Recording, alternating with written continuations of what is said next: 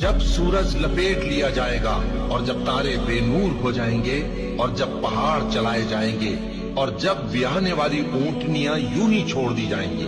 اور جب وحشی جانور جمع کیے جائیں گے اور جب سمندر آگ ہو جائیں گے اور جب روحیں جسموں سے ملا دی جائیں گی اور جب اس بچی سے جو زندہ دفنا دی گئی ہو پوچھا جائے گا کہ وہ کس گناہ کے سبب قتل کر دی گئی اور جب اعمال کے دفتر کھولے جائیں گے اور جب آسمان کی کھال کھینچ دی جائے گی اور جب دوزخ کی آگ بھڑکائی جائے گی اور جب بہشت قریب لائی جائے گی